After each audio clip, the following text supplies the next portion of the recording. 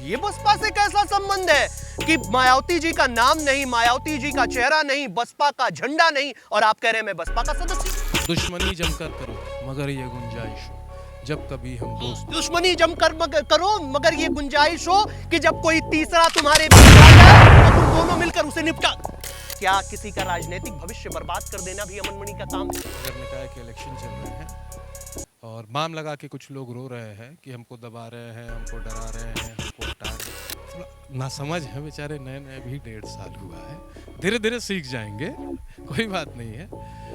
मुख्यमंत्री बनाने वाले का लड़का एक चुनाव में 76,000 वोट पाता है और अगले चुनाव आते आते 35,000 पर सिमट जाता है। अपना पैम्फलेट देके वोट मांगेंगे कि ये मेरा चुनाव निशान है और उसी के खाते में 2,000 रुपये सरकार की तरफ से आ जाएंगे कि ये कमल का निशान है, ये थाली का निशान है।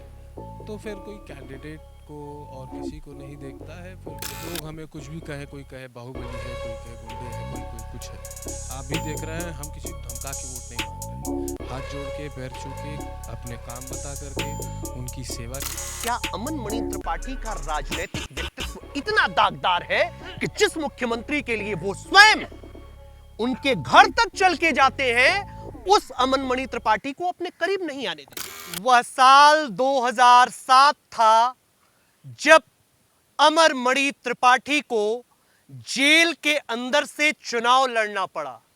वह साल 2009 था जब पोस्टर पर तो अमर मणि त्रिपाठी दिखते थे, लेकिन लोकसभा में अजीत मणि त्रिपाठी प्रत्याशी बनकर न केवल सामने आए, बल्कि पूर्व सांसद कुंवर अखिलेश सिंह के शब्दों में कहे तो समाजवादी पार्टी का टिकट पाकर सबसे कम वोट पाने वाले नेता भी बने।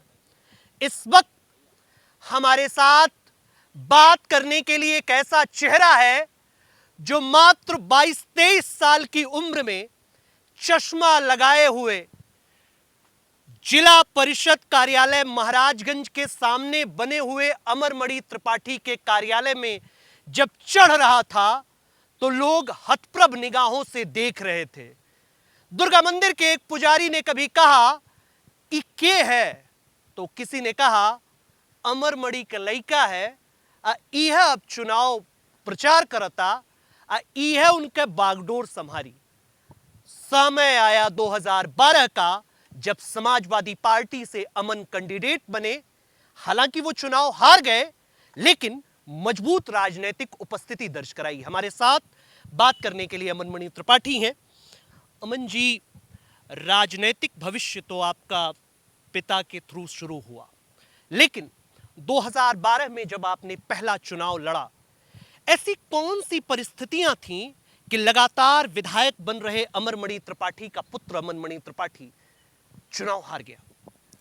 जैसे अभी नगर निकाय के इलेक्शन चल रहे हैं और बाम लगा के कुछ लोग रो रहे हैं कि हमको दबा रहे हैं, हमको डरा रहे हैं, हमको हटा रहे हैं, वैसे ही बाम लगा के कुछ लोग रो रहे थे कि 4 बेर पिता से हरूला, लइका से हरैबा तो जहर खाक मर जाई। जनता को लगा कि एक बार इनको भी देख लेना चाहिए, ये 4 बार से लड़ रहे हैं। और हमसे भी जनता ने यही कहा, मतलब जो मोस्ट नेगेटिव आंसर मुझे मिला, मैं कहूँगा मोस्ट नेगेटिव, उन्होंने कहा बाबू अरे तोहार पूरा जिंदगी पड़ल बा, एक बार एहू देख लिया जाए। एक बार एहू के देख लिया जाए, ये तो बात सही है आपकी, लेकिन 6 बार एक व्यक्ति विधायक रहता है, विकास करता है। मुलायम सिंह के शब्दों में कहें तो मुख्यमंत्री बनाने वाला व्यक्ति, मुख्यमंत्री बनाने वाला व्यक्ति, और मुख्यमंत्री बनाने वाले का लड़का एक चुनाव में 76,000 वोट पाता है और अगले चुनाव आते आते 35,000 पर सिमट जाता है। ये कौन सा राजनीति है? और अमन मणि त्रिपाठी 76,000 पाकर 17 में निर्दल विधायक बन जाते हैं, और जब बसपा का जो मूल कैडर बेस वोट वाली पार्टी है उसका टिकट पाते हैं तो हार जाते हैं। 76 नहीं सर, 79,000। चलिए मैं अपनी गलती स्वीकार करता हूं, 76, 6 को 9 में बदल देता हूं, 69 जी। और दूसरा इलेक्शन लड़ा तो 35 नहीं 45,000 वोट। चलिए वो भी 10,000 बढ़ा देते। चलिए आगे बोलिए, हार कैसे मिली? हार इलेक्शन चल रहा था और जो Bharatiya Janata party ruling party थी, रूलिंग पार्टी ने उस समय जन जन तक, भाई देखिए हम आज भी घूम रहे हैं और लोग हमें कुछ भी कहें, कोई कहे बाहुबली है, कोई कहे गुंडे हैं, कोई कोई कुछ है, आप भी देख रहे हैं हम किसी को धमका के वोट नहीं मांग रहे हैं। हाथ जोड़ के, पैर छू के, अपने काम बता करके, उनकी सेवा किस तरीके से किया है वो बता करके हम उनके बीच वोट मांगते हैं, उनके बीच इसी व्यवहार के साथ ठीक रहते ठीक ठीक ठीक, आप वोट मांग रहे थे, हाँ फिर क्या हुआ आगे? हैं। हम वही बता रहे हैं, हम किसी को अपना पैम्फलेट दे के वोट मांगेंगे कि ये मेरा चुनाव निशान है, और उसी के खाते में 2000 रुपये सरकार की तरफ से आ जाएंगे कि ये कमल का निशान है, ये थाली का निशान है। तो फिर कोई कैंडिडेट को और किसी को नहीं देखता है, फिर वो उसी को देख लेता अच्छा अमन जी, राजनीति आपकी बड़ी लंबी है, आप परिवार से भी राजनीतिक हैं, मुझे तो लगता है कि राजनीति के माहौल में ही आपने जन्म उन्म भी लिया होगा। लिए ही हैं, सही बात है प्रमुख जी, सही बात है, लिए ही हैं। लेकिन अमन मणि त्रिपाठी जब राजनीति कर रहे हैं, आप जानते हैं कि जो कमजोर सीट रहती है प्रायः वही गठबंधन को दी जाती है। यहां कमल का फूल चुनाव निशान नहीं था, यहां भोजन भरी हुई थाली चुनाव निशान थी। उसके बावजूद एक राष्ट्रीय पार्टी हाथी के चुनाव निशान से आप चुनाव हार गए। हार गए कि नहीं हार गए? हार गए तो हार गए, वो तो अलग बात है। लेकिन लोग ये चर्चा कर रहे हैं कि अमरमणि त्रिपाठी का जो व्यक्तित्व था, जो लक्ष्मीपुर विधानसभा में उनकी एक हनक थी, जो पूर्वांचल की सत्ता पर उनकी एक चमक थी, वो मैं साथियों आपको सुनाता हूं, कुछ लाइनें हैं। वो अब भी शानदार है, वो अब भी धारदार है, अमरमणि अमरमणि। आगे की लाइनें शायद आप लोग बहुत अच्छी तरीके से जानते हैं, हर चुनावी जनसभा में वो होती है। तो वो शानदारपन, वो धारदारपन अमन मणि में दिखाई नहीं दे रहा है। आखिर क्यों? है। ये आप कह रहे हैं ना, मैं नहीं कह रहा हूं, जनता कह रही है। जनता ने आपको हराया है इस बार चुनाव। मैं आपकी बात फिर मान रहा हूँ सर, और ये फिर कहूँगा कि ये आप कह रहे हैं कि आप में वो दिखाई नहीं दे रहा। आप जनता से बिल्कुल पूछिए, हार और जीत अपनी जगह लगी रहती है, पैसे रुपए की राजनीति अपनी जगह होती रहती है। चलिए, पैसे रुपए की राजनीति अभी अभी आपने कहा। अभी थोड़े दिन पहले हमने मुन्ना सिंह से इंटरव्यू किया, आपने देखा जरूर होगा, मैं जानता हूं आप उनके कट्टर राजनीतिक प्रतिद्वंदी है, तो जरूर देखा होगा, जरूर देखा होगा। उन्होंने कहा कि मेरे खिलाफ पैसा बहाया जाता है, मेरे खिलाफ लड़कियां आकर रोती हैं, मेरे खिलाफ लोग चरणों में दंडवत होते हैं, तो मैं चुनाव हार जाता हूं और मैं नेता हूं, अगला कोई नेता नहीं है। बोलिए। आप हंस रहे हैं। मैंने बहुत ध्यान से नहीं सुना, हाँ मैंने देखा ज़रूर, और उसमें सबसे अच्छा मुझे आपका लहजा लगा। दूसरी बात कि उनके मैं निश्चित चरणों में रहता हूँ जनता के, हम उनके सेवक हैं, उनके बेटे, हम उनके चरणों में रहेंगे। पैसा बहाकर, पैसा, बहनों को रुलाकर। लेट मी कंप्लीट सर, मुझे भी आंसर देने दीजिए। पैसा बहाकर, ये वो कह रहे हैं कि पैसा बहाकर, मैं भी कह दूं शराब बहाकर, कुछ बहाकर, तो ये अपनी हार को कवर अप करने की स्थिति होती है। ऐसी कोई बात नहीं है कि मैं पैसा बहाता हूँ या वो है। डेफिनेटली अगर कोई इन नीड है, किसी को दवा की ज़रूरत है, तो मैं एज इन ह्यूमैनिटी, वो मेरे कॉन्स्टिट्यूएंसी का हो या ना हो, अभी आपने देखा कि एक एक्सीडेंट हुआ, मैं लेके गया। बस बस बस बस मैं उसी एक्सीडेंट पे आ रहा हूं। मैं एक्सीडेंट हुआ, गए आप, महिला को पट्टी बांधी, लोगों की संवेदनशीलता में आप बने रहे, निश्चित रूप से आप तारीफे काबिल हैं।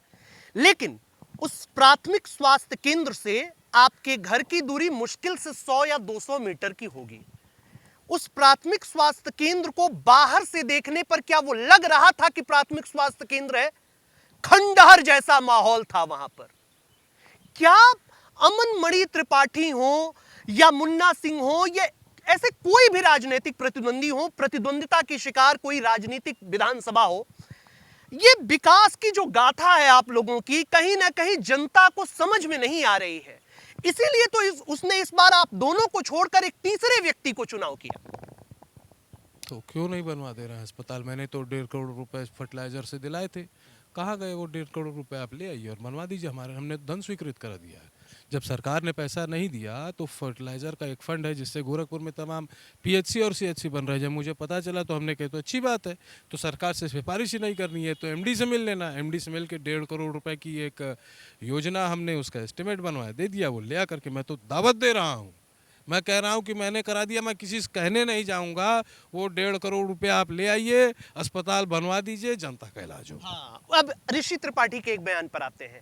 उन्होंने कहा वो कोई रोडवे की योजना थी सुनौली में, वो बात कर रहे थे, तो मैंने उसी बीच में कहा कि आप कोई भी काम कहते हैं तो अमन जी कहते हैं कि वो काम पहले करवा देने। आप किसी ब्लॉक का जिक्र कर रहे थे, आपने ब्लॉक बनवाया है।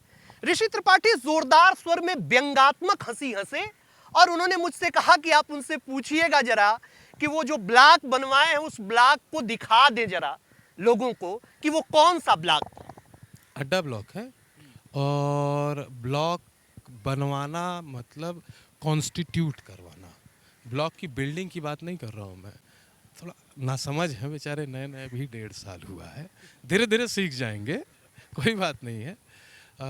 कॉन्स्टिट्यूट कराया है, और जिसका पत्र जिलाधिकारी से ब्लॉक नौतनवा को, ब्लॉक लक्ष्मीपुर को ग्रामवार आ गया है, उसकी कॉपी मेरे पास है। उसमें मैंने प्रेस कॉन्फ्रेंस की थी, उसकी कॉपी सर्कुलेट की गई जिसमें लिखा हुआ है कि श्री अमन मणि त्रिपाठी के विधायक नौतनवा के पत्रांक संख्या इतने इतने इतने में के क्रम में, अनुपालन के क्रम में ये किया गया। मैं तो कह नहीं रहा, वो तो चिट्ठी आई है सरकार की, प्रमुख सचिव का लेटर आया है जिलाधिकारी को कि इस पे कार्रवाई करिए। वो बन करके गई है, उसको डेवलप कर लिया गया है। और अगर आज मैं एमएलए होता तो अब तक वो ब्लॉक बनना शुरू हो गया होता। ऋषि त्रिपाठी जी के चश्मे का नंबर ठीक हो जाएगा। अभी अभी आपने कहा कि खाते में सबके 2,000 रुपए आ गए तो मैं चुनाव हार गया, अभी ये आपके शब्द थे। उसी 2,000 रुपए देने वाली सरकार की मुखिया के घर पर कोई एक्सपायर होता है, वो नहीं जाते हैं लेकिन अमन मणि पहुंच जाते हैं। अमन मणि उनको अपना राजनीतिक गार्जियन बताते हैं, अमन मणि त्रिपाठी उनसे नजदीकियां बढ़ाते हैं, और अमन मणि त्रिपाठी ये कोशिश करते हैं कि भारतीय जनता पार्टी मुझे अपने में शामिल कर ले। ये मैं अपनी तरफ से एलिगेशन लगा रहा हूं। अमन मणि त्रिपाठी को भारतीय जनता पार्टी शामिल नहीं करती और योगी आदित्यनाथ शायद अपने करीब नहीं आने देते। क्या अमन मणि त्रिपाठी का राजनीतिक व्यक्तित्व इतना दागदार है कि जिस मुख्यमंत्री के लिए वो स्वयं उनके घर तक चल के जाते हैं, उस अमन मणि त्रिपाठी को अपने करीब नहीं आने देते? वनटांगिया में कहीं आपने कहा था कि वो मेरे राजनीतिक गार्जियन है, जब वो गांव बांटने आए थे, गांव का ऐलान करने आए थे। I was letting you complete your question. तो मैं फिर कह रहा हूँ कि वो मेरे गार्जियन है। मैंने कभी नहीं कहा कि वो मेरे राजनीतिक गार्जियन है, मैंने कहा वो मेरे गार्जियन है। मेरा उनका रिलेशन राजनीतिक नहीं है। मैं सपा में रहा, मैं बसपा में रहा, मैं किसी दल में रहा।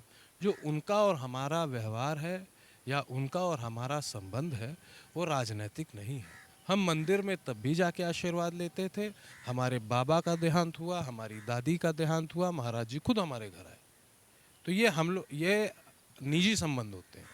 वो निजी संबंध में ही मैं उनके पिताजी के 13वीं में गया था। उनके पिताजी के ये तो 13वीं कह रहे हैं आप, मैं उनके पिताजी के अंतिम संस्कार में भी था, जहाँ बाबा रामदेव जी भी थे, जहाँ और भी सब तमाम लोग मौजूद थे, मैं भी था। आप उसकी कहीं की अगर बाबा रामदेव तो उत्तर प्रदेश विधानसभा के सदस्य नहीं है ना? बाबा रामदेव उत्तर प्रदेश, वो एक योग गुरु हैं, आप विधानसभा के सदस्य हैं। भारतीय संविधान में यह लिखा हुआ है कि लोकसभा का सदस्य, राज्यसभा का सदस्य, विधानसभा का सदस्य, विधान परिषद का सदस्य, यहां तक कि बीडीसी भी यदि कहीं जाता है तो शासन की जिम्मेदारी होती है। बाबा रामदेव के प्रति वो जिम्मेदारी नहीं है। एग्जाम्पल दे रहा था कि बाबा रामदेव को सब जानते हैं। वो वीडियो है, उसमें बाबा रामदेव जी भी हैं, मैं भी खड़ा हूँ, और भी पदेन सदस्य, जनता द्वारा निर्वाचित बहुत से ऐसे सदस्य उनके अंतिम संस्कार में थे। जब मैं गया उनके 13वीं में काम में, तो भी वहाँ उत्तर प्रदेश सरकार के 2 माननीय मंत्री भी मौजूद थे और हमसे पहले मौजूद थे। ऐसा नहीं कि मैं एक मात्र चुना हुआ सदस्य गया था, वहाँ 2-3 माननीय मंत्री जी भी मौजूद थे और हम मिले, वहाँ पे हमने वो कार्यक्रम को देखा। वो रिलेशन दूसरा है, जैसा मैंने आपसे बताया कि वो हमारे बाबा के अंतिम संस्कार में आए थे। उस समय मैं समाजवादी पार्टी में अच्छा, अभी आप बसपा में हैं। जी हूँ। जिलाध्यक्ष ने तो कहा आप निष्कासित कर दिए गए। जिस दिन बहन अच्छा, जिलाध्यक्ष ने कहा निष्कासित कर दिए गए। एक एलिगेशन और, अभी चंद दिन पहले आपका फोटो सर्कुलेट हुआ है सीपी चंद जी के साथ। क्या सीपी चंद जी के साथ अभी आप गए थे सीपी चंद जी के साथ? और सीपी चंद जी भाजपा से विधान परिषद के मेंबर हैं। जिस गाड़ी से अभी आप चल रहे थे, गाड़ी पर कहीं बहुजन समाज पार्टी का झंडा नहीं है। जिसको आपने समर्थन दिया है, इनके बैनर पोस्टर पर भी कहीं मायावती जी का नाम नहीं है। ये बसपा से कैसा संबंध है कि मायावती जी का नाम नहीं, मायावती जी का चेहरा नहीं, बसपा का झंडा नहीं, और आप कह रहे हैं मैं बसपा का सदस्य हूं? मैं जब समाजवादी पार्टी का भी मेंबर था तो हम गाड़ी पे झंडा नहीं लगाते हैं। हमको ये बताना नहीं है सीना फाड़ करके कि देखिए मेरे अंदर आप समाये हुए हैं। वो हमारी नेता हैं, राष्ट्रीय अध्यक्ष हैं बहन कुमारी मायावती जी, और वो हमें मैं उनसे मिल करके बहुजन समाज पार्टी मैंने ज्वाइन किया था। जिस दिन बहन मायावती जी कह देंगी कि अमन तुम्हारे लिए पार्टी के दरवाजे बंद हैं या मैं तुम्हें निष्कासित करती हूँ, मैं मान लूँगी। मैं जिला अध्यक्ष को चंद पैसों के लिए बिक जाने पर 10 रुपया चवन्नी किसी से लाभ हो जाए उस पर नहीं जाऊँगा। वो 20 चिट्ठी ये आपका पुराना ट्रेंड है। एक आपका भाषण मुझे याद है कि आप एक भाषण में कह रहे थे, वहां पर पूर्व मंत्री स्वर्गीय जनार्दन प्रसाद ओझा बैठे थे। शायद आपको जनार्दन प्रसाद ओझा नाम याद होगा, जरूर याद होगा। वहां पर आप बैठे हुए थे, आपने एक भाषण दिया था कि मेरा परिवार टिकट मांगता नहीं है, टिकट बांटता है। यानी कि आप जनपद के नेताओं को, जिलाध्यक्ष को और लोगों को कुछ समझते ही नहीं है। आपका परिवार टिकट बांटता है और आप पार्टी से निष्कासित कर दिए जाते हैं एक जिलाध्यक्ष के द्वारा। क्या जिलाध्यक्ष की कोई हैसियत नहीं है आपकी? जिलाध्यक्ष आपको पार्टी से निष्कासित नहीं कर सकता? हो सकता है कि उसके पास मायावती का फोन आया हो, जोनल कोऑर्डिनेटर का फोन आया हो।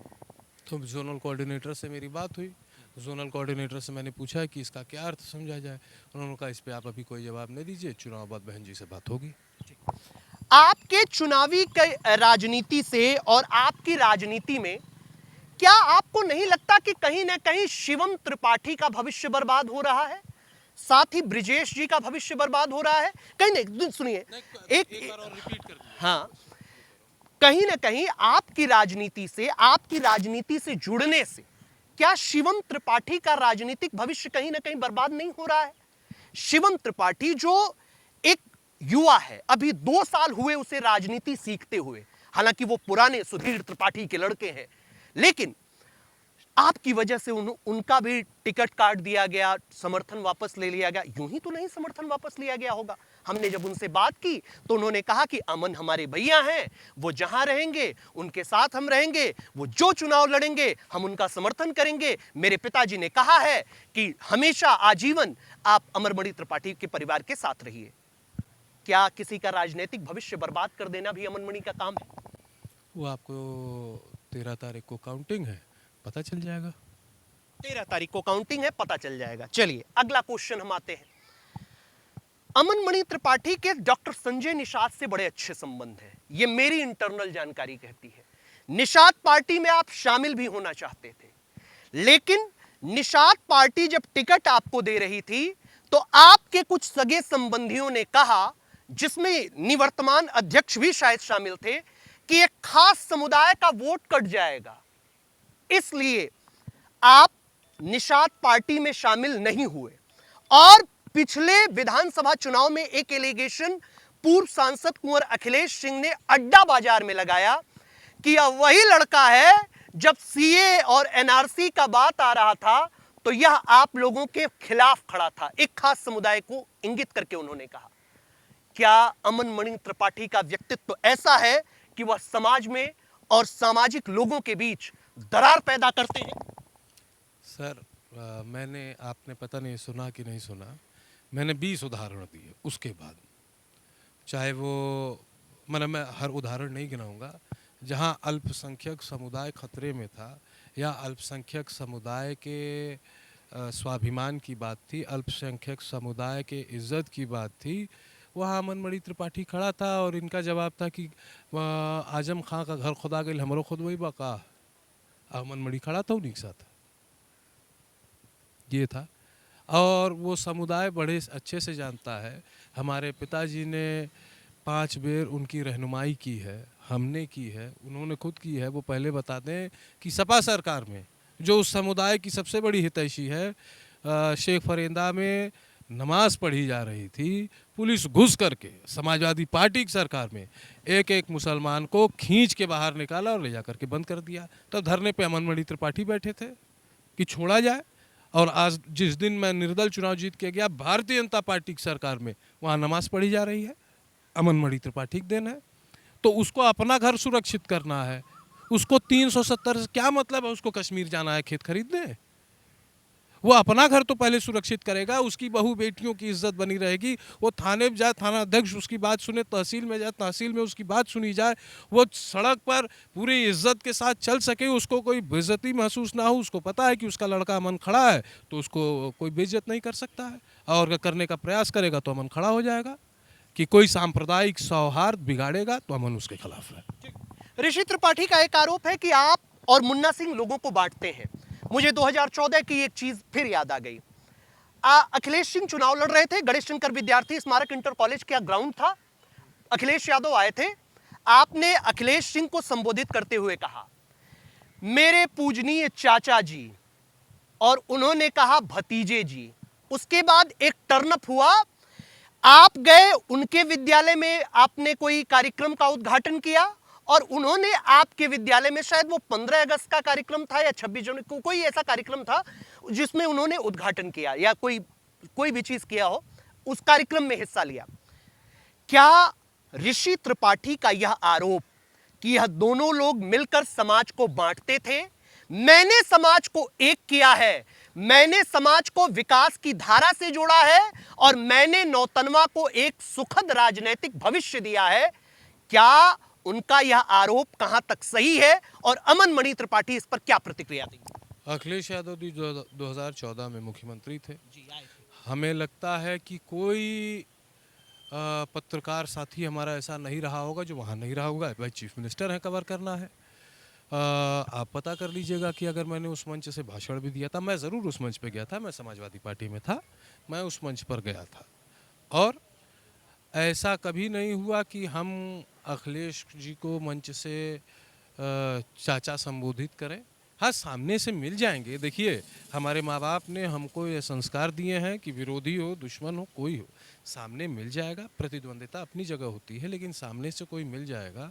बशीर बद्र का शेर है, दुश्मनी जमकर करो मगर ये गुंजाइश हो जब कभी हम दोस्त। दुश्मनी जमकर करो मगर ये गुंजाइश हो कि जब कोई तीसरा तुम्हारे बीच आ जाए तो तुम दोनों मिलकर उसे निपटा दो। नहीं, जब आपको सुनना ही नहीं है, पहले भाई हम मत हमारी इज्जत करिए, बशीर बद्र की तो इज्जत करिए। आप सुनाइए। दुश्मनी जमकर करो, ये देखिए अच्छा शेर है, और मैं समाज के हर व्यक्ति को ये राय देता हूँ कि दुश्मनी जमकर करो मगर ये गुंजाइश हो जब कभी हम दोस्त हों, शर्मिंदगी न हो। क्या दोस्ती कभी होगी?